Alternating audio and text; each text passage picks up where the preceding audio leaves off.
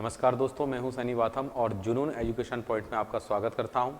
देखिए, आज हम अगली यूनिट कंप्लीट करेंगे। इससे पहले मैंने आपको 6वीं यूनिट कंप्लीट करा दी थी इससे पहले वीडियो में, और आज हम 7वें नंबर की यूनिट कंप्लीट करेंगे। ठीक है, जैसा कि आपको सामने दिख रहा है, मानवीय पर्यावरण, बस्तियां, परिवहन एवं संचार। यानी कि मानव के आसपास का पर्यावरण है, बस्ती है, उसका रहन सहन कैसा है, किस प्रकार के घर मकानों में रहता है, परिवहन के बारे में थोड़ा बहुत पढ़ेंगे और संचार तकनीक के बारे में पढ़ेंगे। ठीक है, तो ये जो आपका 7वें नंबर का टॉपिक है, इसको अपन आज कंप्लीट करने वाले हैं। चलिए देखते हैं। देखिए, सबसे पहले तो लिखा हुआ है कि अध्याय 1 में आप पढ़ चुके हैं। भैया क्या पढ़ चुके हैं, देखते हैं अपन अध्याय 1 में क्या पढ़ चुके हैं।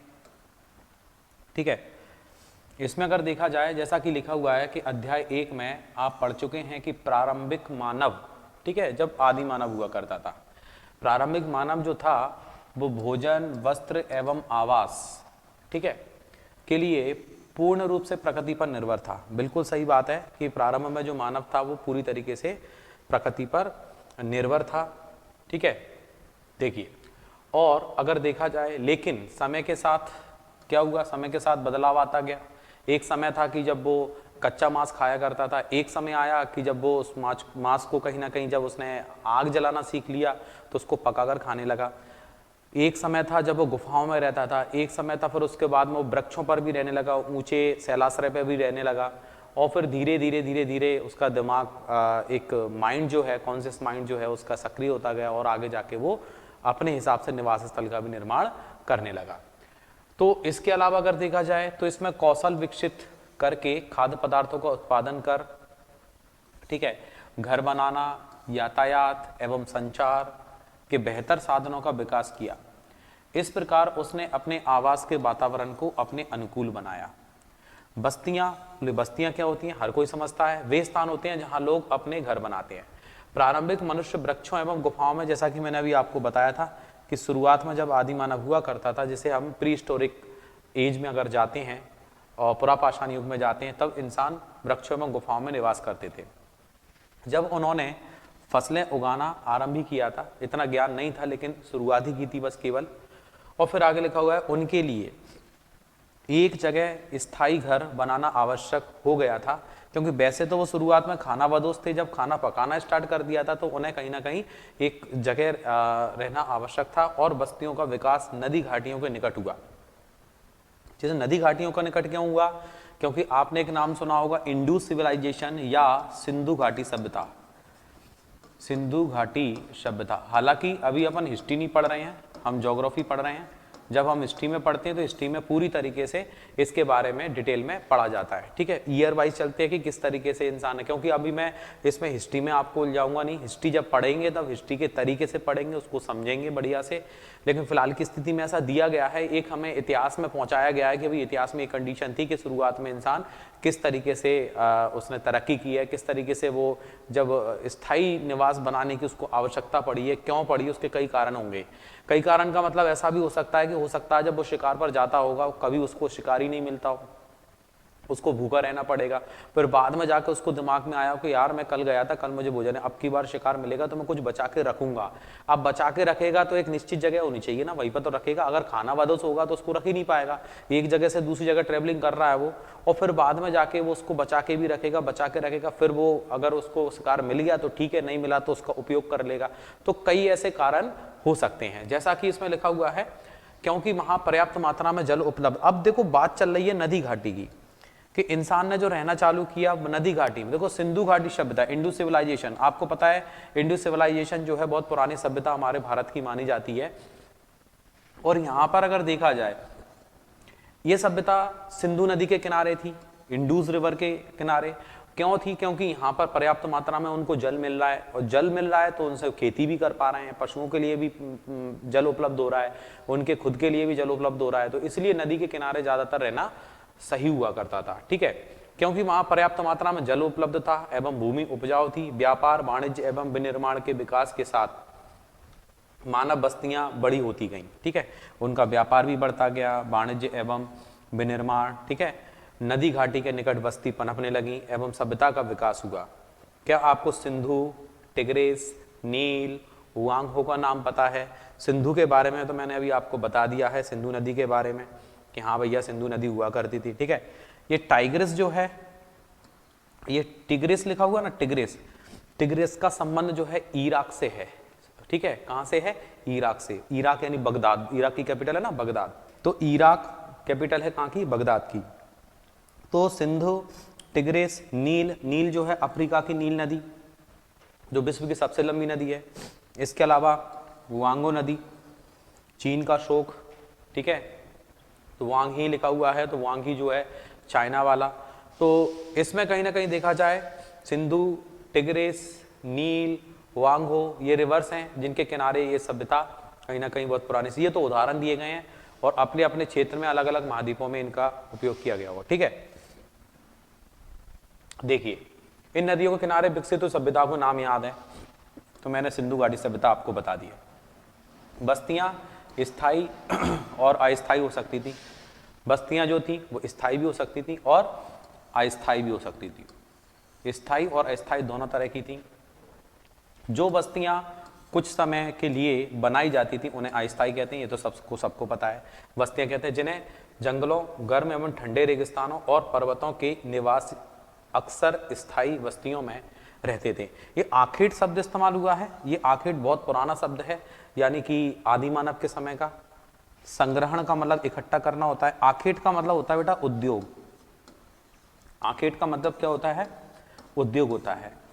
उद्योग जहां पर कहीं ना कहीं ये अपना कोई भी चीज बना रहे हैं, चाहे वो औजार क्यों ना बना रहे हो, तो जो इनके उद्योग हुआ करते थे उनको आखेट शब्द इस्तेमाल किया गया है। तो आखेट का मतलब क्या होता था? उद्योग, इंडस्ट्री, जहां पर वो, चाहे उद्योग का मतलब ऐसा भी नहीं कि बड़ी बड़ी मशीनें लगी हों। उद्योग का मतलब एक ऐसी जगह जहां पर चाहे वो पत्थर को नुकीला करने का काम कर रहे हो, चाहे वो कोई आकार देने का काम कर रहे हो, चाहे वो तीर बना रहे हो, जो भी, तो आखेट। संग्रहण का मतलब इकट्ठा करना, कलेक्ट करना, ठीक है। स्थानांतरित कृषि, स्थानांतरित कृषि का मतलब क्या है? स्थान बदल बदल कर कृषि करना, एक जगह से दूसरी जगह कृषि के लिए चले जाना। ऋतु प्रवास करते थे, ठीक है। स्थानांतरित कृषि एवं ऋतु प्रवास करते थे। यद्यपि अधिकांश बस्तियां आज स्थायी बस्तियां हैं, ठीक है। अधिकांश बस्तियां जो आज हैं वो स्थायी बस्तियां हो गई हैं और इन बस्तियों में लोग रहने के लिए घर बनाते हैं। तो स्वाभाविक है उस चीज को इंडिकेट किया गया है किस तरीके से रेगिस्तान और पर्वतों के निवास अक्सर अस्थायी बस्तियों में रहते थे और आखेट, संग्रहण, स्थानांतरण, कृषि करना, ऋतु प्रवास करते थे। तो ये थोड़ा सा निवास के बारे में बताया गया, ठीक। अब देखिए, तो इस तरीके से कहीं ना कहीं जैसे पहाड़ है, पहाड़ों के नीचे ये यहाँ पर बस्तियां बन गई, यहाँ पर वो खेती वगैरह करना जो भी है, तो ये सारी चीजें अपन को समझ में आती है कि इस तरीके से पहाड़ी इलाकों में ये घर बनाए जाते थे, ठीक है। वे स्थान जहां भवन अथवा बस्तियां विकसित होती थी, ठीक है, उन्हें बसाव स्थान कहा जाता था। यानी कि वहां पर वो बस जाते थे जाके, तो सीधी सी बात है बसाव। आदर्श बसाव स्थान के चयन के लिए प्राकृतिक दशाएं, अनुकूल जलवायु, जल की उपलब्धता और उपयुक्त भूमि और उपजाऊ मिट्टी, यानी कि ये लगभग 4 ऐसे पॉइंट हैं। अगर ये 4 पॉइंट हैं तो वो आधुनिक आवास के लिए बहुत सही है, ठीक है। यानी आदर्श बसाव का मतलब एक आधुनिक आवास हो, अच्छी जगह हो रहने के लिए, तो उसमें अनुकूल जलवायु होना चाहिए, जल की उपलब्धता होनी चाहिए, उपयुक्त भूमि होना चाहिए और उपजाऊ मिट्टी होना चाहिए। तो इस तरीके से ये लगभग ऐसे 4, क्योंकि अनुकूल जलवायु होगी तो उन्हें कहीं ना कहीं रहने में दिक्कत नहीं आएगी, जल की उपलब्धता होगी, खुद के लिए भी जल उपलब्ध हो जाएगा, जानवरों के लिए भी, कृषि के लिए भी, उपयुक्त भूमि होगी तो कृषि के लिए, और उपजाऊ मिट्टी होगी तो स्वाभाविक खेती अच्छी होगी, ठीक है। ऋतु प्रवास क्या है? बोले ऋतु प्रवास लोगों के मौसमी आवागमन को ऋतु प्रवास कहते हैं। प्रवास का मतलब कहीं भी चले जाना, बस जाना, जो भी है। ऋतु प्रवास का मतलब वो मौसम के हिसाब से कहाँ पर गर्मी में, जैसे हम कहीं ना कहीं घूमने जाते हैं तो बोले गर्मियों में कहीं ना कहीं हिल स्टेशन पर जाओ तो बहुत अच्छा लगता है, यहाँ पर बहुत गर्मी है लेकिन वहाँ पर ठंडक है तो अच्छा लगेगा एक माहौल चेंज करने में। तो कहने का मतलब है ऋतु प्रवास। जो लोग पशु पालते हैं वे मौसम में परिवर्तन के अनुसार नए चारागाहों की खोज में निकल जाते हैं, क्योंकि मौसम के अनुरूप जाते हैं, नए चारागाहों की जगह निकल जाते हैं कि भाई इस मौसम में यहाँ पर हमारे जानवरों के लिए सही से वनस्पति मिलेगी, इस मौसम में यहाँ पर नहीं मिलेगी तो यहाँ मिलेगी, तो उस तरीके से, ठीक है। चलिए आगे बढ़ते हैं। लिखा हुआ है जो मैरी का जन्मदिन था, किसका जन्मदिन था भैया? मैरी का जन्मदिन था। चलो कोई बात नहीं, मैं इसको इमेज को बड़ा कर देता हूं, अब आपको क्लियर दिखेगा, ठीक है। अब क्या लिखा हुआ है भैया? मैरी का जन्मदिन था, केक काटने के लिए अपने मित्रों के साथ गुरप्रीत की प्रतीक्षा कर रही थी। आखिरकार थकी कास्ती और आपती हुई गुरप्रीत पहुंची। उसने बताया कि अत्यधिक यातायात जाम था। तो यहाँ पर कहीं ना कहीं वही परिवहन के बारे में डिस्कस करेंगे, ठीक है। मैरी की माँ मिसेस थॉमस ने गुरप्रीत की पीठ थपथपाकर गहरी सांस भरी। ओह, हमारे शहर में बहुत प्रदूषण है, ठीक है। प्रसाद हाल ही में गांव से आया था और उसने पूछा कि शहरों में इतना प्रदूषण तथा यातायात जाम क्यों है? शहरों में बढ़ती आबादी के कारण दिन प्रतिदिन वाहनों की संख्या बढ़ती जा रही है। स्वाभाविक है, वाहन की संख्या बढ़ेगी तो प्रदूषण भी बढ़ेगा। मैरी के पिता मिस्टर थॉमस ने कहा कि मैरी ने पूछा कि तब लोग शहर क्यों आते हैं, तो उसकी मां ने उत्तर दिया कि वे यहाँ पर नौकरी करने के लिए, बेहतर शिक्षा प्राप्त करने के लिए, ठीक है, बेहतर शिक्षा उनको मिले, चिकित्सीय सुविधा मिले, इसकी तलाश में आते हैं। मैरी ने फिर पूछा, यदि इतनी अधिक संख्या में लोग शहर में आते रहेंगे तो सारे लोग कहाँ रहेंगे, ठीक है। अब चूंकि वो रहने के लिए तो आ नहीं रहे, क्योंकि जब तक उनको जरूरत है तभी आ रहे हैं, तो यदि इतनी संख्या में लोग आएंगे तो सही सारे लोग कहाँ रहेंगे? तो मिस थॉमस ने कहा कि यही कारण है कि अत्यधिक संख्या में गंदी बस्तियां एवं अवैध कब्जे वाली बस्तियां दिखाई देती हैं और जहां लोग भीड़ भाड़ एवं अस्वास्थ्यकारी परिस्थितियों में रहते हैं। शहरों में जल एवं विद्युत की कमी एक समान समस्या है। और प्रसाद ने कहा कि हमारे गांव में बड़े सिनेमा घर, अच्छी सुविधाओं वाले स्कूल एवं अच्छे जो भी, मतलब कहने का मतलब ये है कि एक माहौल को इंडिकेट किया गया है, एक शहर को इंडिकेट किया गया है कि हम शहर गए तो किस तरीके का हमें वातावरण मिला, किस तरीके से वहां पर यातायात मिला, तो उस चीज को इंडिकेट किया गया है, ठीक है। अब आगे लिखा हुआ है कि भाई अस्पताल नहीं है, लेकिन हमारे यहाँ बहुत सारी खुली भूमि एवं सांस लेने के लिए ताजी हवा मिलती है। जब मेरे दादाजी बीमार थे तो उनको शहर के अस्पताल में लाना पड़ा था, ठीक है।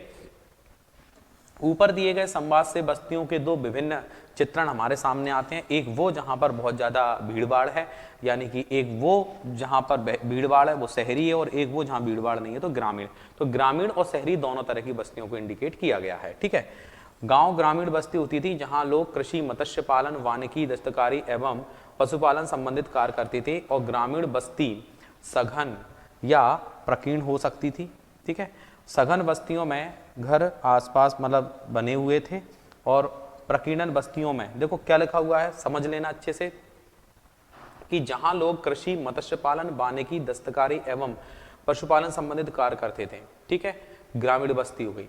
और ग्रामीण बस्ती सघन या प्रकीर्ण हो सकती थी, और सघन बस्तियों में घर आसपास बने होते हैं, और प्रकीर्ण बस्तियों में, ठीक है, जो प्रकीर्ण बस्तियां होंगी उसमें लोगों के घर दूर दूर व्यापक क्षेत्र में फैले होंगे। देखो प्रकीर्णन, प्रकीर्ण को शब्द को याद रख लेना।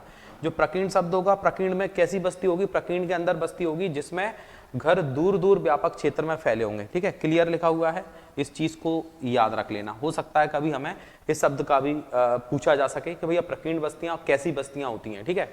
और इस प्रकार की बस्तियां मुख्यतः पहाड़ी क्षेत्र, घने जंगल एवं अति विषम जलवायु वाले क्षेत्र में पाई जाती हैं। यानी कि प्रकीर्ण बस्तियां कहां पर पाई जाएंगी? मैंने पहाड़ी क्षेत्रों, पहाड़ी क्षेत्रों में क्या होंगे? वो अलग अलग दूर दूर घर बने होंगे, तो उस क्षेत्र को इंडिकेट किया गया है, तो इसको भी आप अच्छे से ध्यान रखेंगे, ठीक है।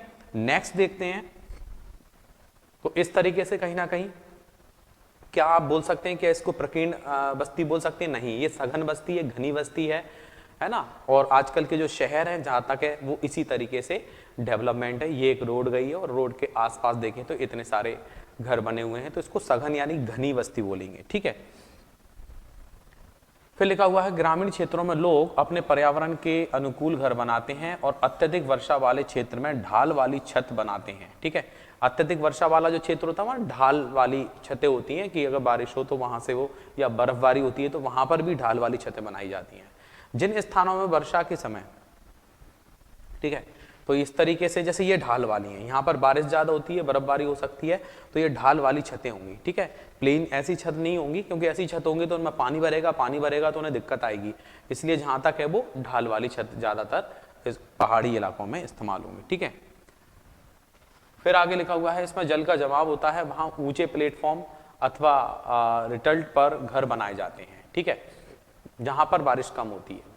जल का जमाव होता है, वहां ऊंचे प्लेटफॉर्म अथवा गर्म जलवायु वाले क्षेत्र में मिट्टी की मोटी दीवार वाले घर बनाए जाते हैं, जिनकी छतें फूस की बनी होती हैं और स्थानीय सामग्री जैसे पत्थर है, पंख है, चिकनी मिट्टी है, तृण आदि का उपयोग घर बनाने के लिए किया जाता है। ठीक है, इसके अलावा फिर लिखा हुआ है नगरीय बस्तियों में नगर छोटी एवं शहर उनसे बड़ी बस्तियां होती हैं और नगरीय क्षेत्रों में लोग निर्माण, व्यापार एवं सेवा क्षेत्रों में कार्यरत होते हैं और अपने राज्य के कुछ गांव, नगरों एवं शहरों के नाम लिख सकते हैं पर राज्य और जो भी। तो एक तरीके से स्टल्ट पर मकान का मतलब क्या हो गया? स्टल्ट पर मकान ऐसा हो गया कि जल का जमाव होता है जहां पर, ठीक है, जल का जमाव होता है। अब देखो इसको ऊंचाई पर बनाया जाएगा, इसको ऊंचा रखा जाएगा क्योंकि यहाँ पर नीचे ये जल दिख रहा है, ये जल दिख रहा है आपको, ठीक है। अब ये जल कितना भी आ जाए लेकिन इनके घरों को कोई नुकसान नहीं पहुंचेगा। तो इस चीज को इंडिकेट किया गया है और इसको क्या बोलेंगे? स्टल्ट पर घर बनाए जाते हैं, ठीक है, कि वहां ऊंचे प्लेटफॉर्म हो, ऊंची जगह हो, ठीक है। तो इस चीज को आप समझ सकते हो, कोई दिक्कत नहीं है, ठीक है।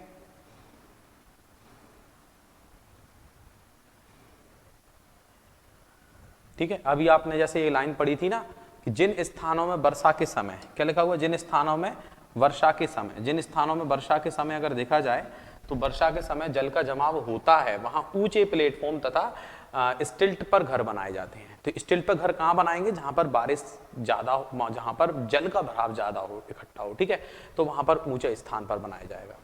और फिर क्या लिखा हुआ है? गर्म जलवायु क्षेत्र में क्या होगा? मिट्टी की मोटी दीवार वाले घर बनाए जाएंगे। स्वाभाविक है, गर्म जलवायु होगी, बहुत गर्म हो तो घर तो ठंडा रहे, हमारे अंदर कुछ तो टेम्परेचर कम हो घर के अंदर, ठीक है, तो इस तरीके से उसको बनाया जाएगा। नेक्स्ट देखते हैं, परिवहन के बारे में पढ़ेंगे, ठीक है। अभी तो ये बस्तियों के बारे में पढ़ा था कि किस तरीके से बस्तियों में रहन सहन के बारे में बताया गया था।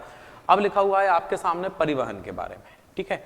तो परिवहन के बारे में अगर देखा जाए तो परिवहन लोगों एवं सामान के आवागमन के साधन होते हैं, ठीक है। स्वाभाविक है, यातायात के बारे में अपन थोड़ा बहुत पढ़ते हैं। पुराने समय में अधिक दूरी की यात्रा करने में अत्यधिक समय लगता था और उस समय लोग पैदल चलते थे एवं अपने सामान को ढोने के लिए पशुओं का उपयोग करते थे। पहिए की खोज के परिवहन आसान हो गया और समय के साथ परिवहन के विभिन्न साधनों का विकास होता गया, लेकिन आज भी लोग परिवहन के लिए पशुओं का उपयोग करते हैं। तो परिवहन के लिए पशुओं का उपयोग किया जाता है, जैसे कि बैलगाड़ी वगैरह का, घोड़ा गाड़ी वगैरह का इस्तेमाल किया जाता है, ठीक है। अब आगे क्या लिखा हुआ है? इस तरीके से यातायात के साधन के रूप में घोड़ा गाड़ी है, तो यातायात के रूप में इसका भी उपयोग किया जाता था पहले, लेकिन कहीं ना कहीं उस चीज को इंडिकेट किया गया है। अब आगे लिखा हुआ है, देखते हैं अपन कि भाई हमारे देश में सामान्यतः गधे, खच्चर, बैल एवं ऊंट का उपयोग किया जाता है, ठीक है। दक्षिण अफ्रीका के एंडीज पर्वत जो है ना, एंडीज पर्वतमाला विश्व की सबसे लंबी पर्वतमाला है, मैंने आपको बताया था, ठीक है। विश्व की सबसे ऊंची पर्वतमाला जो है वो हिमालय पर्वतमाला है और विश्व की सबसे लंबी पर्वतमाला है वो एंडीज पर्वतमाला, लंबी पर्वतमाला। ये हम पहले पढ़ चुके हैं और हमेशा इस फैक्ट को भी याद रखना, ठीक है। तो क्या लिखा हुआ है कि दक्षिण अफ्रीका के एंडीज के क्षेत्र में लामा का उपयोग, ठीक है, एंडीज के लामा का उपयोग उसी तरह होता है जैसे तिब्बत में याक का उपयोग होता है, ठीक है। तो इसमें एंडीज पर्वत के, वो एंडीज पर्वतमाला अपन ने पढ़ी थी, सबसे लंबी पर्वतमाला एंडीज पर्वतमाला पढ़ी थी, वो पढ़ी थी दक्षिण अमेरिका के अंदर। हालांकि ये दक्षिण अफ्रीका का एंडीज पर्वत को इंडिकेट किया गया है, ध्यान रखना, एंडीज पर्वतमाला है, ठीक है। तो एंडीज पर्वत के क्षेत्र में लामा का उपयोग उसी तरह किया जाता है जैसे तिब्बत याक का उपयोग होता है, यानी कि ऊंट एवं लामा का उपयोग, यानी कि याक का उपयोग करते हैं, पहाड़ी क्षेत्रों में इनका उपयोग करते हैं, ठीक है। फिर आगे क्या लिखा हुआ है? प्रारंभ में अन्य देशों के व्यापारियों को भारत पहुंचने में अनेक महीने लग जाते थे। वे समुद्री मार्ग या थलीय मार्ग से आते थे और हवाई यात्रा ने परिवहन को द्रुत बना दिया, आसान बना दिया और आज भारत से यूरोप की यात्रा करने में केवल 6 से 8 घंटे का समय लगता है। इस प्रकार परिवहन के आधुनिक साधन समय एवं ऊर्जा की बचत करते हैं। कहने का मतलब उस चीज को इंडिकेट किया है कि पहले परिवहन के साधन क्या हुआ करते थे कि उस परिवहन में हम गधे, कच्चर, बैल, ऊंट का उपयोग किया जाता था और दक्षिण अफ्रीका के एंडीज पर्वत के क्षेत्र में लामा का उपयोग करते थे।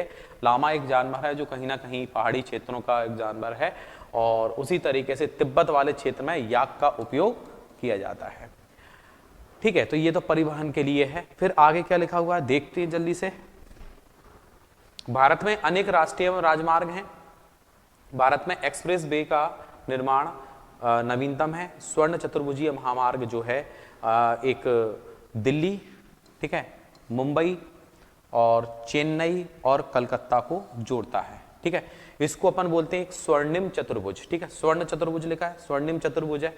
अगर हम इंडिया का मैप देखेंगे तो इस तरीके से एक चतुर्भुज बनेगा, ठीक है। यहां पर हम आ जाएंगे दिल्ली, ठीक है, और ये वाला जो पोर्शन होगा ये आ जाएगा महाराष्ट्र यानी मुंबई, और ये वाला जो भाग आ जाएगा ये आ जाएगा आपका चेन्नई, और ये आ जाएगा आपका कलकत्ता। यानी इस तरीके से एक चतुर्भुज का निर्माण होता है। इसको बोलते हैं अपन स्वर्णिम चतुर्भुज। तो स्वर्णिम चतुर्भुज में 4 क्षेत्र आते हैं, और 4 क्षेत्र कौन कौन से? आपका दिल्ली है, मुंबई है, चेन्नई है और कलकत्ता है। तो ये बहुत इंपॉर्टेंट है। ये एक प्रकार का एक्सप्रेस वे है जो इन 4 क्षेत्रों को जोड़ता है, ठीक है। तो इस चीज को भी आप जरूर याद रखेंगे। अब आगे लिखा हुआ है सड़क मार्ग के बारे में पढ़ते हैं। बोले कम दूरी और यातायात के बारे में लिखा हुआ है, ठीक है, ठीक है। अब इसमें कहीं ना कहीं देखा जाए, बोले कम दूरी यातायात के सबसे अधिक उपयोग किए जाने वाले मार्ग सड़क हैं। सड़कें पक्की एवं कच्ची हो सकती हैं, बिल्कुल आप समझ सकते हैं। मैदानी क्षेत्रों में सड़कों का घना जाल बिछा है। मरुस्थल, वन एवं ऊंचे पर्वत जैसे स्थानों पर भी सड़कें बनी हुई हैं। हिमालय पर्वत पर मनाली लेह मार्ग, आपने कुल्लू मनाली लेह मार्ग सुना होगा, ठीक है, लेह लद्दाख विश्व के सबसे ऊंचे सड़क मार्गों में एक है, ठीक है। तो कहीं ना कहीं जो लेह मार्ग है, विश्व की सबसे ऊंची सड़क प्रणाली जो है, विश्व की सबसे ऊंची सड़क प्रणाली वो लेह मनाली है। ये आता है और 1 फीट लाइन में आप कभी भी बुक में पढ़ सकते हो जनरल नॉलेज की, ठीक है। विश्व के सबसे ऊंचे सड़क मार्गों में से एक है, और भूमिगत सड़कों को भूमिगत मार्ग यानी सबवे कहते हैं। फ्लाईओवर उत्थित संरचनाओं के ऊपर बनाए जाते हैं। कुछ ऐसी संरचना होती है, फ्लाईओवर अपन ब्रिज को अपन समझ सकते हैं, ठीक है। अब देखिए इस प्रकार से ये कच्ची सड़कें होंगी, ये पक्की सड़कें होंगी। तो ये तो अपन को सबको समझ में आता है कि भैया कच्ची सड़क क्या होगी और पक्की सड़क क्या होगी, ठीक है। अब देखें आगे बढ़ते हैं। जाइनिंग, क्या शब्द लिखा हुआ है? जाइनिंग। इस शब्द को थोड़ा सा ध्यान रखना। जाइनिंग से लहासा के बीच चलने वाली रेलगाड़ी समुद्र तल से लगभग 4000 मीटर की ऊंचाई पर चलती है, जिसका सबसे ऊंचा बिंदु समुद्र तल से 5072 मीटर पर, ठीक है। यानी कि वो तिब्बत लिहासा, आपने नाम सुना होगा, ठीक है। बोले जाइनिंग से लिहासा, जाइनिंग से लिहासा के बीच में चलने वाली जो रेलगाड़ी है वो समुद्र तल से, ठीक है, वो समुद्र तल से 4000 मीटर की ऊंचाई पर चलती है, ठीक है, और जिसका सबसे ऊंचा बिंदु समुद्र तल से 5072 मीटर पर है। तो मतलब इस चीज को इंडिकेट किया गया है कि ये ऐसी रेल प्रणाली है जो इतनी ऊंचाई पर पहुंचती है, ठीक है। हालांकि अगर आपने लेह लद्दाख का नाम सुना हो या जम्मू कश्मीर का नाम सुना हो, तो एक ऐसी प्रणाली अपने यहाँ और विकसित कर दी गई है, तब जो सबसे ऊंचाई तक जाए, सबसे ऊपर से नीचे की ओर एक मार्ग बनाया गया है, रेल मार्ग या सड़क मार्ग जो बनाया गया है। तो वो लेह लद्दाख वाला क्षेत्र तो अपन सड़क मार्ग के लिए अपन पढ़ते ही हैं, लेकिन कहीं ना कहीं तिब्बत की कैपिटल लिहासा ही है, और तिब्बत लिहासा वाला जो क्षेत्र है वो इन दो क्षेत्रों के बीच में चलने वाली जो रेलगाड़ी समुद्र से लगभग 4000 मीटर की ऊंचाई तक ये पहुंचती है, और इसका जो सबसे ऊंचा बिंदु समुद्र तल से कितना है? 5072 तक।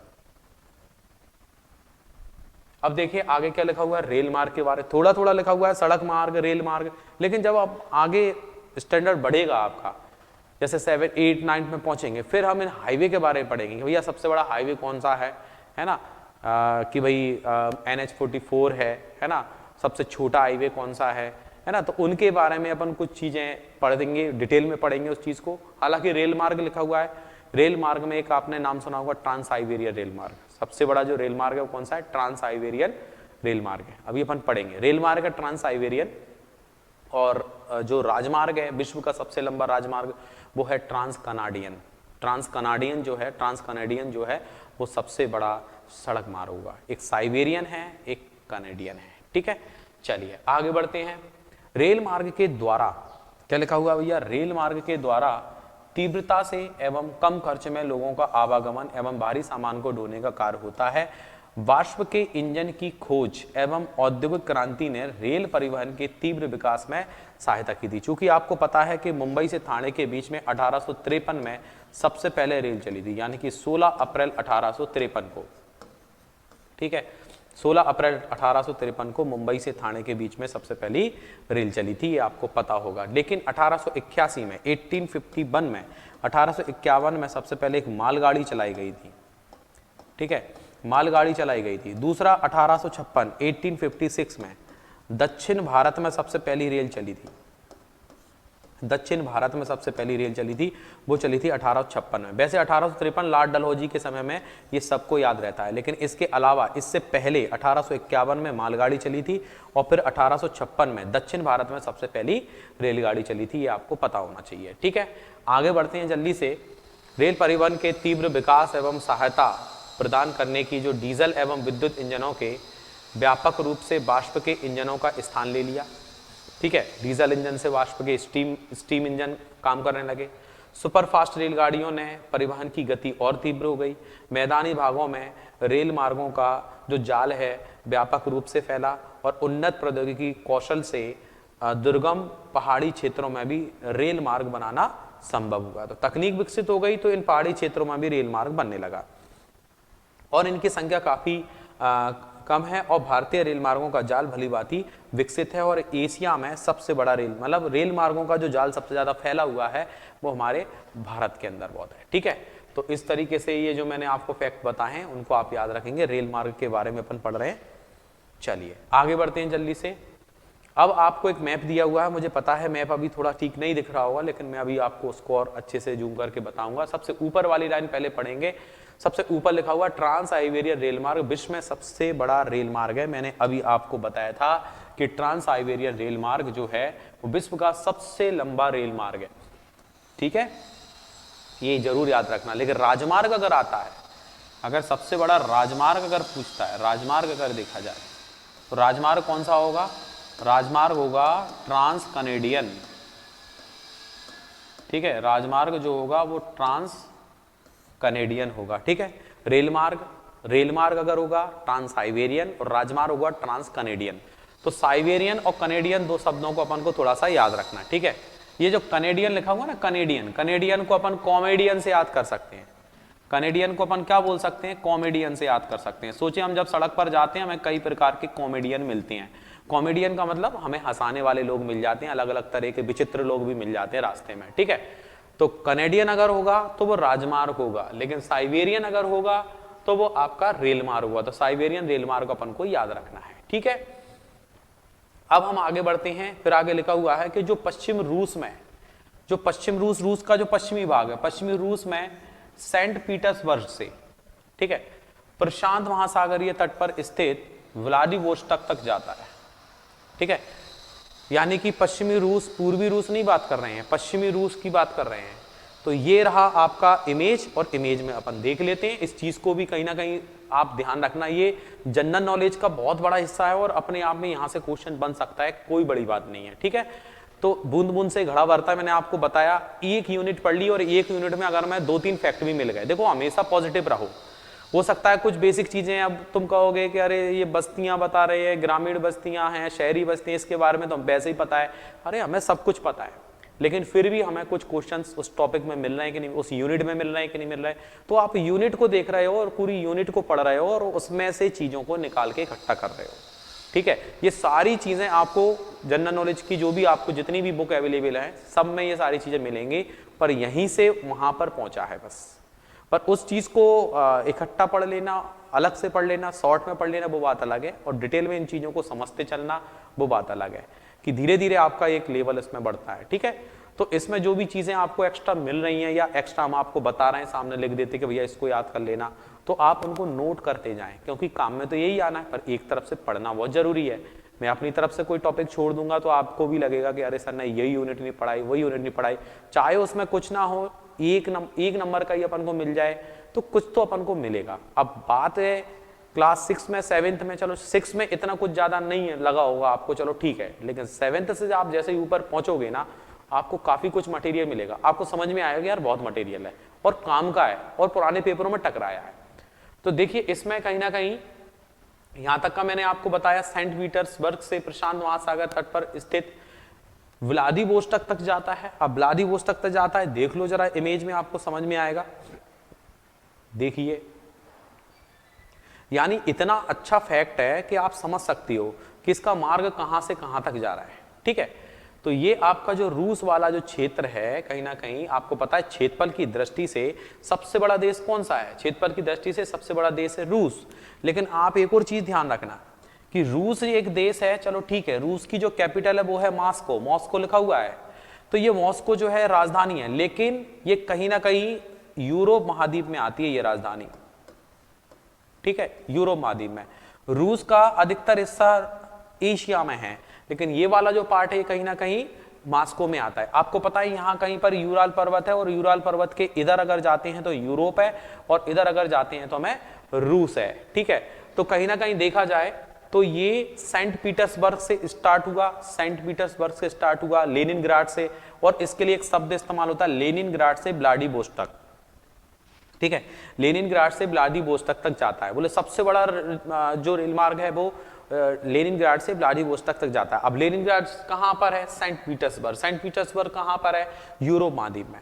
तो यूरोप से पूरा आपका एशिया तक जा रहा है। ये लास्ट पॉइंट है उसका व्लादिवोस्तोक। ठीक, तो इसमें कहीं ना कहीं देखा जाए तो यहां से प्रशांत महासागर यानी ये पैसिफिक ओशियन ही आ जाएगा इधर। ठीक है, तो ये रेल मार्ग बहुत बड़ा रेल मार्ग है, और ये सेंट पीटर्सबर्ग से मॉस्को है, कजान है, ठीक है, यूकाटेरिनबर्ग है, ट्यूमिन है, ओमस्क है, क्रास्नोयार्स्क है, ठीक है, नोवोसिवर्स्क है, अंगार्स्क है, चेता है, खबोरोवर्स है। तो ऐसे शब्द मिलेंगे जो ज्यादा हमने सुने ही नहीं है। ठीक है, तो कहने का मतलब आप फर्स्ट और लास्ट पॉइंट को आप ध्यान रखो कि यहां से यहां तक है, दूसरे इसकी पोजीशन को याद रखो कि ये कहां पर और ये कहां पर है। ठीक है, तो आपको समझ में आ रहा है इमेज को देख के कि भैया वेस्ट से स्टार्ट हुआ और यहां से पूरा दक्षिणी हिस्सा कवर करते हुए ये लास्ट में यहां तक पहुंचा है। ठीक, अब चलिए अपन आगे बढ़ते हैं, यहां तक का आपका क्लियर हुआ होगा। ठीक है, ट्रांस साइबेरिया रेल मार्ग को इंडिकेट किया है, और सी ऑफ अकोस्टक है, बाल्टिक सागर है, बाल्टिक सागर आपने नाम सुना होगा, बाल्टिक सागर, ये अकोस्टक सागर है, अकोस्टक सागर। ठीक है, चलिए आगे बढ़ते हैं जल्दी से। देखिए जलमार्ग के बारे में जैसा कि आप पढ़ चुके हैं, फिर भी अपन पढ़ लेते हैं, कोई दिक्कत नहीं है भैया। क्या लिखा हुआ है इसके बारे में? बोले आप पहले पढ़ चुके हैं कि प्रारंभिक समय में परिवहन के लिए जलमार्ग का उपयोग किया जाता था, और अधिक दूरी में भारी एवं बड़े आकार वाले सामानों को ढोने के लिए जलमार्ग सबसे सस्ता साधन होता था।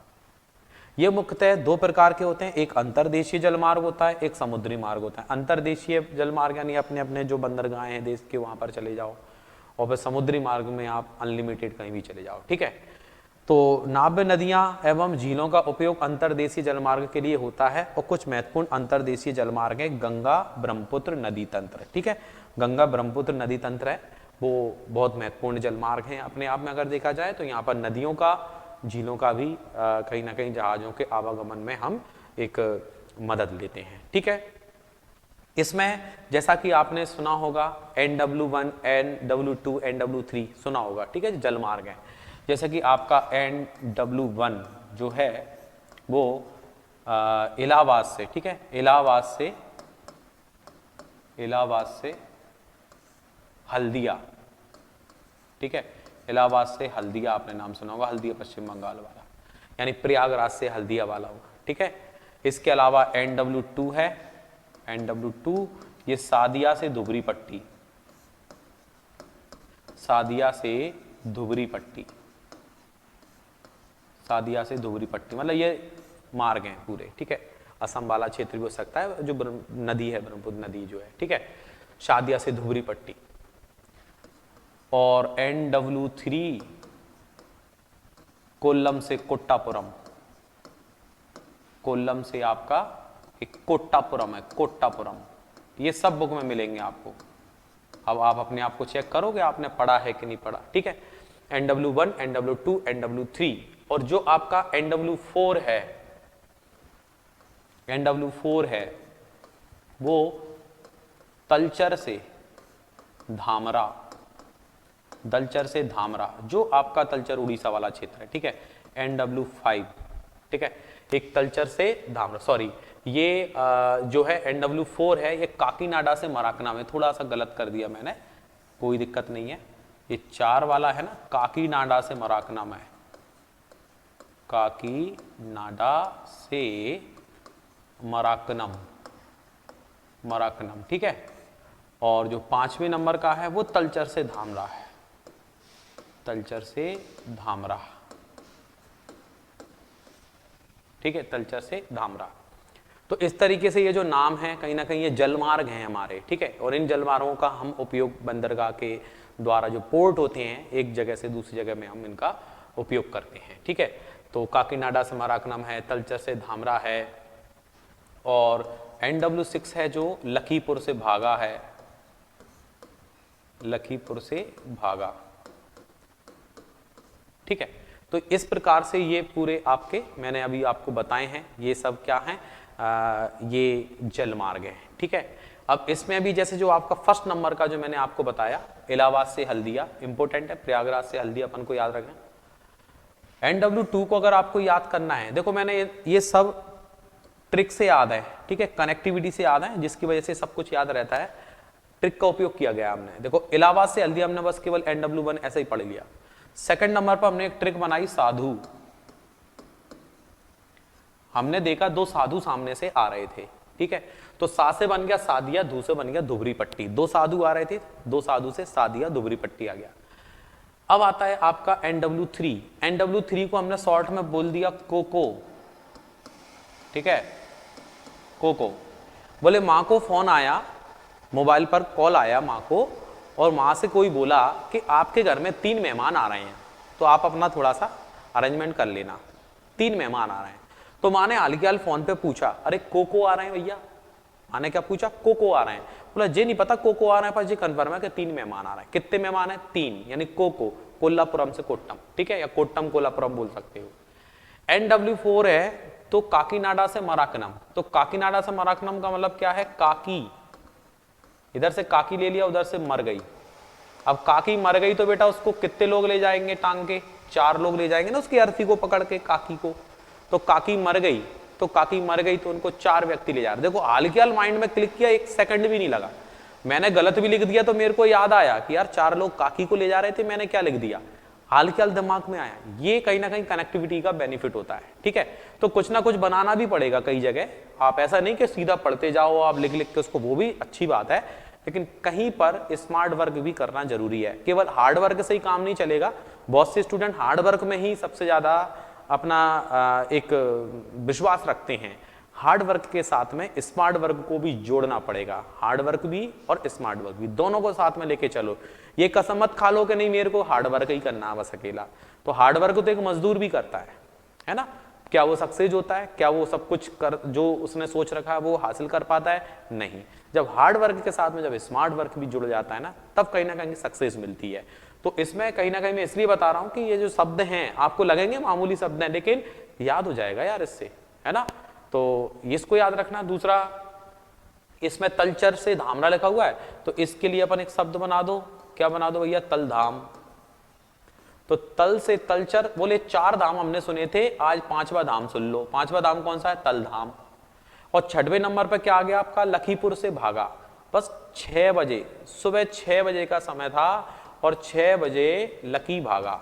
लकी घर छोड़ के भाग गया, ठीक है, लकी भागा। कितने बजे भागा? बोले सुबह 6 बजे। बोले माँ मैं घूमने जा रहा हूं, और सुबह 6 बजे लकी भागा।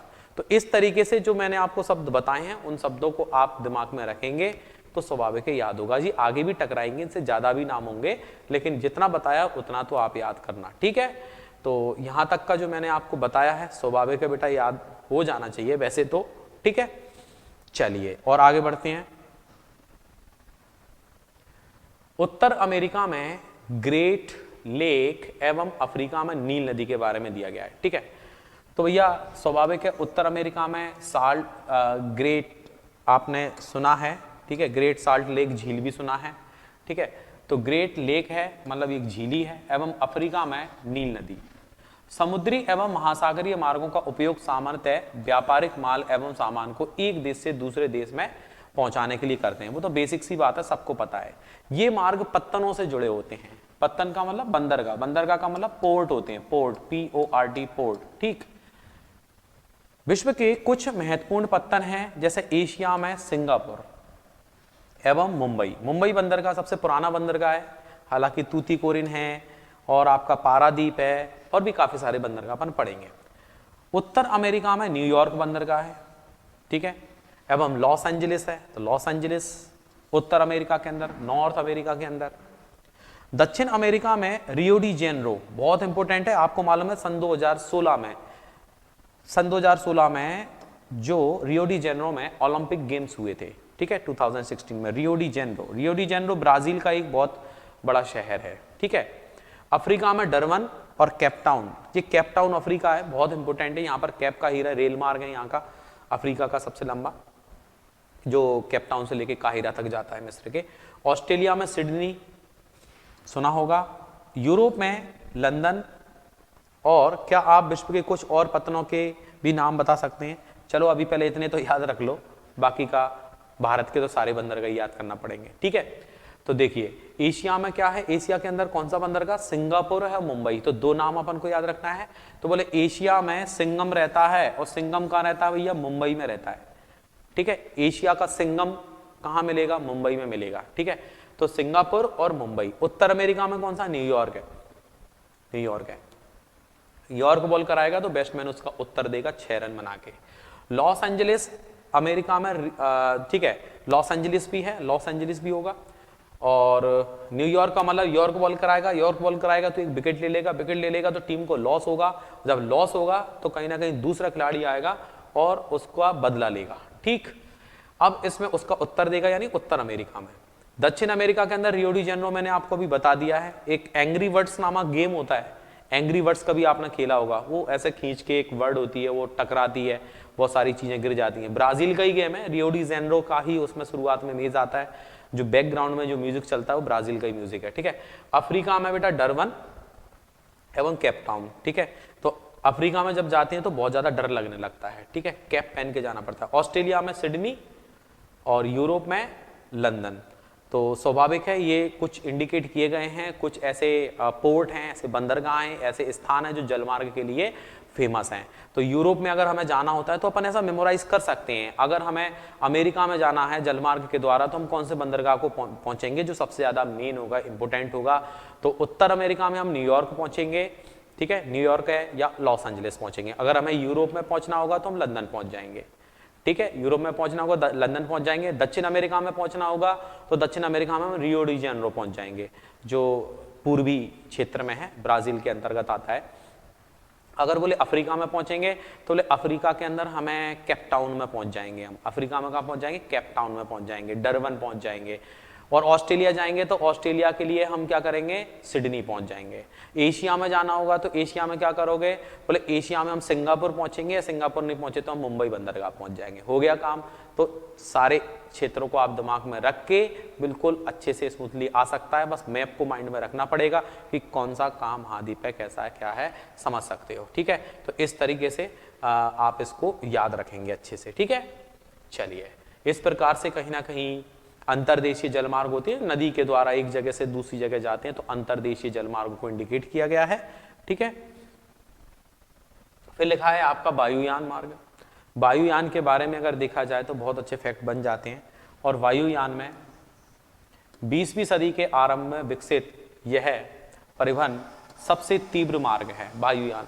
भारत में वायु परिवहन की शुरुआत बेटा 1911 में हुई थी, 1911 में, ठीक है, 1911। इसी 1911 में दिल्ली दरबार का आयोजन हुआ था, जब 1912 में हमारी राजधानी दिल्ली बन गई थी, ठीक है।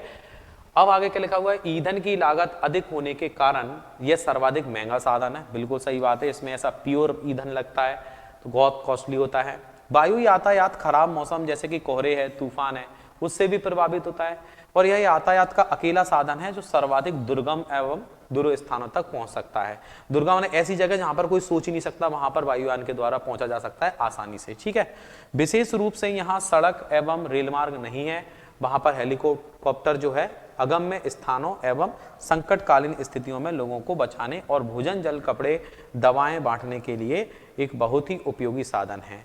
कुछ महत्वपूर्ण हवाई पत्तन दिल्ली अंतर्राष्ट्रीय हवाई अड्डा, मुंबई में है, न्यूयॉर्क तो आपने सुना होगा, लंदन अभी पड़ा ही है, ठीक है, पेरिस है, फ्रैंकफर्ट है, काहिरा है, ठीक है। तो ये कहीं ना कहीं एक वायु मार्ग को इंडिकेट कर रहे हैं, जहां पर एक देखा जाए तो जैसे हमारा एशिया के अंदर दिल्ली और मुंबई, ठीक है, मुंबई तो उधर बंदरगाह में भी है और मुंबई जो एयरपोर्ट में भी है। दिल्ली मुंबई एशिया में हो गए, ठीक है, न्यूयॉर्क हो गया अमेरिका के अंदर, लंदन हो गया यूरोप में, पेरिस भी आपका यूरोप में, फ्रैंकफर्ट, काहिरा हो गया आपका अफ्रीका के अंदर, ठीक। तो इस तरीके से ये वायु मार्गों को इंडिकेट किया गया है। तो एक आपको हेलीकॉप्टर दिख रहा है और हेलीकॉप्टर एक ऐसा है जो अभी वैष्णो देवी मंदिर के दर्शन कराने ले जा रहा है भक्तों के लिए। भक्त खड़े हुए हैं, सोशल डिस्टेंसिंग का पालन कर रहे हैं।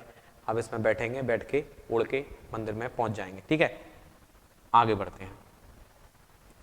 संचार के साधन, संचार तो समझ सकते हो संचार शब्द किस लिए इस्तेमाल किया गया है। संचार का मतलब एक कनेक्ट, कम्युनिकेशन, ठीक है। संचार दूसरों के पास तक सूचना पहुंचाने की एक प्रक्रिया होती है। तकनीकी विकास के साथ, ठीक है, तकनीकी विकास के साथ मानव ने संचार के नए एवं तीव्र साधनों को विकसित कर लिया है और संचार तंत्र के विकास का वर्णन करता है। संचार के क्षेत्र में विकास से विश्व में सूचना क्रांति आई है और सूचना प्रदान करने के लिए शिक्षा तथा मनोरंजन के लिए संचार के विभिन्न साधनों का उपयोग होता है। समाचार पत्र, रेडियो, टेलीविजन, ये सब क्या करते हैं, ये संचार के साधन होते हैं, कम्युनिकेशन के, ठीक है, संचार कर सकते हैं, इसलिए इनको जनसंपर्क माध्यम भी कहते हैं।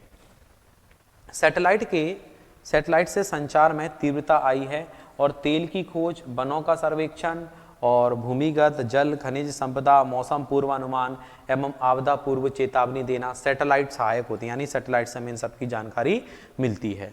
अब हम इंटरनेट के माध्यम से भी इलेक्ट्रॉनिक मेल या ईमेल भेज सकते हैं और आज सेलुलर फोन के द्वारा बेतार टेलीफोनिक संचार अत्यधिक लोकप्रिय हो चुका है और इंटरनेट के माध्यम से विश्व में केवल सूचना, ठीक है, कहीं ना कहीं देखा जाए तो आप समझ सकते हो संचार क्या होता है, इस चीज को हम अच्छे से समझ सकते हैं, ठीक है। तो कहीं ना कहीं देखा जाए तो संचार के बारे में दिया गया है किस प्रकार से हम संचार के साधनों का उपयोग कर रहे हैं, ठीक है। नेक्स्ट देखते हैं, फिर आगे लिखा हुआ है कि इनका उपयोग कर सकते हैं और आज सेल्यूलर फोन के द्वारा बेतार टेलीफोनिक, क्या लिखा हुआ है, बेतार टेलीफोनिक संचार अत्यधिक लोकप्रिय हो चुका है, ठीक है। इंटरनेट के माध्यम से विश्व भर में केवल सूचना एवं परस्पर समीपता ही नहीं मिलती, अपितु इनसे हमारा जीवन अत्यधिक सुखमय बन गया है और हम घर बैठे ही रेल, हवाई जहाज एवं सिनेमा व होटल के लिए टिकट आरक्षित करवा सकते हैं। सब ऑनलाइन चल रहा है, आप पढ़ भी ऑनलाइन रहे हो, ठीक है। संपूर्ण विश्व में इस प्रकार लोगों के बीच, लोगों एवं सेवाओं तथा संस्थाओं के बीच तीव्र गति से आपसी संपर्क संभव होने के कारण आज हम एक बृहद विश्व समाज के रूप में विकसित हो रहे हैं।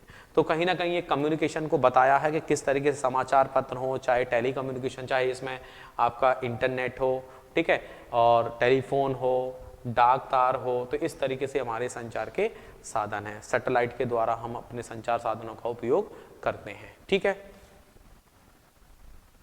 इस तरीके से कहीं ना कहीं एक इमेज दिया है और ये जो इमेज है ये आपका विश्व के प्रमुख समुद्र और हवाई पत्तन दिए गए हैं।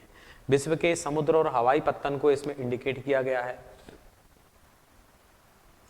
ठीक है, कि वेंकूवर बंदरगाह आपने नाम सुना होगा, विश्व के सैन फ्रांसिस्को, लॉस एंजलिस, ठीक है, मैक्सिको, पनामा सिटी आपने नाम सुना होगा। तो एक विश्व के उत्तर अमेरिका के अंदर चले जाओ तो उत्तर अमेरिका में हमें कुछ नाम मिलेंगे। सबसे ज्यादा इंपॉर्टेंट है वेंकूवर बंदरगाह जो कनाडा के अंतर्गत है, ये आपने सुना होगा।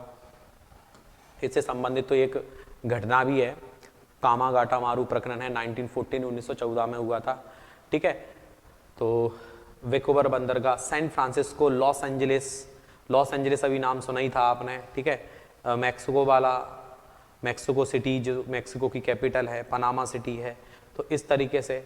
और इधर बोस्टन जो है अमेरिका के अंदर, बरमूडा ट्राइंगल का नाम सुना होगा। तो इस तरीके से ये सब इसको इंडिकेट किए गए हैं, ठीक है।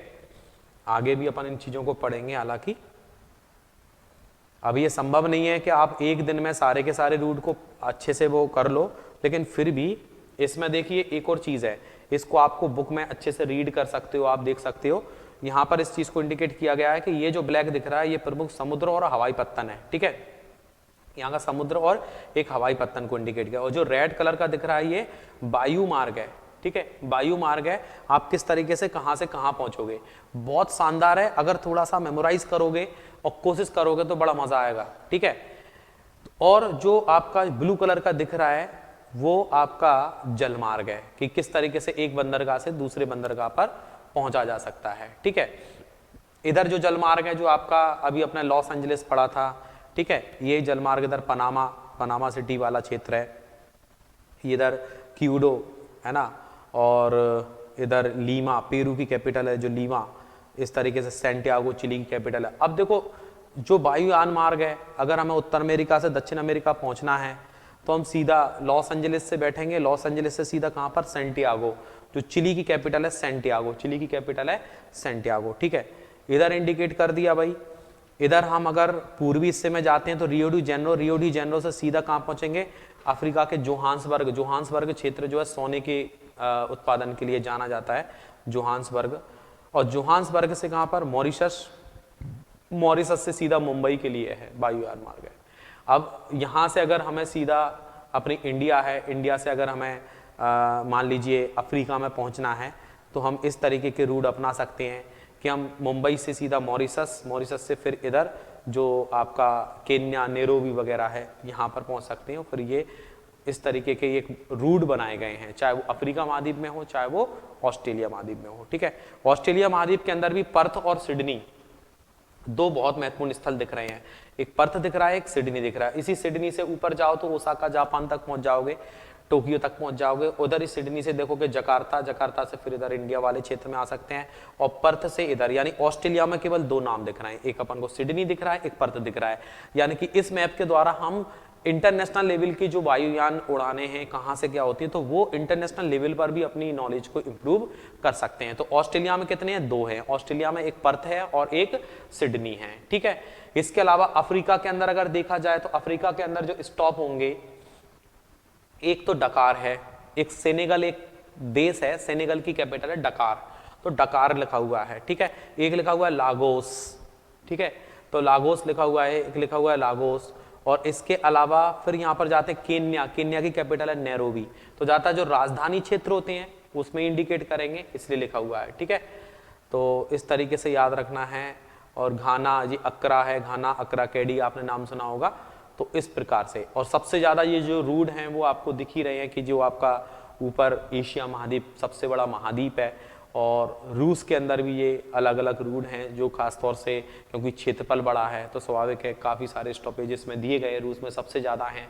ठीक है, इधर आपका एशिया महाद्वीप है, एशिया महाद्वीप के अंदर भी अगर देखा जाए तो एशिया में जो मुंबई दिल्ली का अपन उपयोग करते हैं, दिल्ली से हम सीधे कहाँ पर, टोक्यो जो जापान की कैपिटल है टोक्यो, दिल्ली से सीधा रूस की कैपिटल है मास्को से सीधा इधर पेरिस वगैरह भी पहुंच सकते हैं। तो इस तरीके से इस मैप को बढ़िया अच्छे से इंडिकेट करो, अच्छे से देखोगे, उसको समझोगे तो आपको इंटरनेशनल लेवल पर भी आपकी नॉलेज इंप्रूव होगी कि वायुयान मार्ग हैं तो कहाँ से कहाँ तक है। ठीक है, इस पर और भी आगे जाके हम विस्तार में डिस्कस करेंगे, लेकिन अभी आप इतना पहले देखो, उसको समझो, पहले मैप को समझो कि एशिया कौन सा, यूरोप कौन सा, उत्तर अमेरिका कौन सा, अफ्रीका कौन सा। जब आपको ये समझ में आ जाएगा मैप का पूरा सिस्टम, उसके बाद में आप हर एक चीज को समझ पाओगे। ठीक है, तो यहां तक का जो भी मैंने आपको बताया ये अच्छे से समझ में आ गया होगा, कोई प्रॉब्लम नहीं है। इसके बाद में आपका ये कुछ क्वेश्चंस आ जाएंगे जैसा कि अभी आपने पढ़ा हुआ है। ठीक है, तो परिवहन के 4 प्रकार होंगे, तो कौन कौन से होंगे, बस्ती से आप क्या समझते हैं, ग्रामीण लोगों का क्रियाकलाप, रेल मार्ग के किन्हीं 2 गुण बता सकते हैं, संचार से आप क्या समझते हैं, जनसंपर्क माध्यम में आप क्या करेंगे, इस तरीके से संचार का साधन नहीं है, कौन सा नहीं है भैया, टेलीफोन। ठीक है, अब कौन सा संचार का साधन नहीं है, तो मेज नहीं है, पुस्तक से तो अपन जानकारी ले सकते हैं ना, और टेलीफोन से ले सकते हैं। कौन सा सड़क, भूमिगत, सबवे हो सकता है, वही ऊपर पड़ा था, फ्लाईओवर जो है ऊपर होगा, एक्सप्रेस वे अलग चीज है। ठीक है, और किसी द्वीप पर पहुंचने के लिए निम्न में से कौन सा यातायात साधन सही रहेगा, तो अपन अगर किसी द्वीप पर पहुंचने के लिए जहाज से ही जाएंगे या रेलगाड़ी से थोड़ी चले जाएंगे। तो ये एक कॉमन सेंस वाले क्वेश्चंस हैं, आप इनका भी कहीं ना कहीं अर्थ निकाल सकते हैं पढ़ के। ठीक है, उम्मीद है आज की क्लास भी आपको अच्छी लगी होगी, समझ में आया होगा बढ़िया से। मेरी कोशिश पूरी ये है कि मैं अपना 100% दे के आप उन चीज़ों को कंप्लीट कराऊं। ठीक है, तो आप बिल्कुल इसका बेनिफिट उठाएं और बढ़िया से इसको अच्छे से पढ़ें, और जो भी चीज़ें आपको एक्स्ट्रा बता रहे हैं उन चीज़ों को भी आप नोट करके अपनी नॉलेज को इम्प्रूव करें। ठीक है, तो उम्मीद है आपको बढ़िया से समझ में आया होगा। बाकी कब मिलते हैं नेक्स्ट वीडियो में। ओके, बहुत बहुत धन्यवाद, शुक्रिया, जय हिंद।